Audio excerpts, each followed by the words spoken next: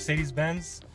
If you watched the last game, you were lucky because it was a beating, 7-0.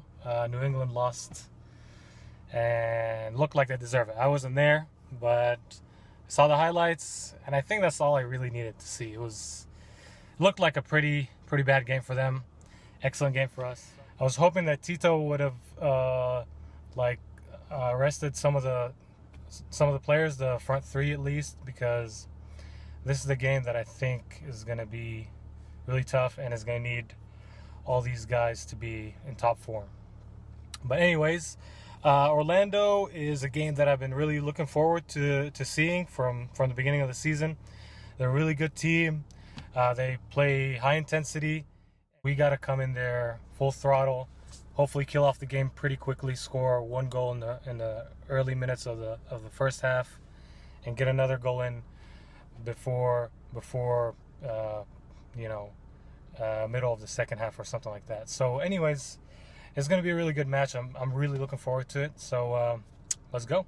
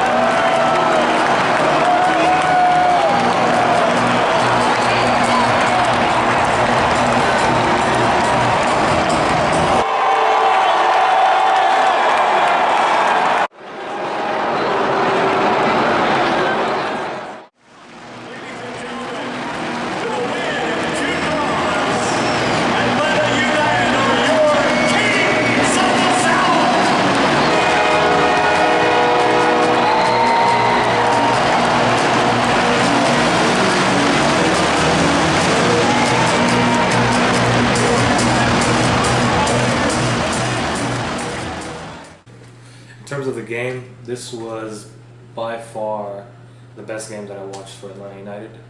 All the results I, of course, didn't like, wish we would have won, and there were things that should have been done that would have improved our chances. But if you were neutral and you were just watching the game, not a fan of either, you would have definitely enjoyed this game. So in terms of the actual game, Orlando came prepared. They knew how we play. We build up from the back and we get the ball to Almiron, and he's the one who creates through the center. So what we had to do is actually resort to building from the right and left hand side, and two of our goals actually came from crosses. The second and third goal. Same thing for Orlando, and all their goals are pretty much the same. And what happened is, for all three of these goals, our defenders were not behind the attacker. At the same time, the crosses that came in were free crosses. If you watch the replays, you could see that the midfielders that crossed the ball had all the time in the world. There was nobody pushing up on them, and they took their time in passing the ball right where they wanted it to. Another issue was fatigue. And that's kind of what I was worried about in this game, because I knew it was going to be so much intensity in the game that we had to have everybody very sharp.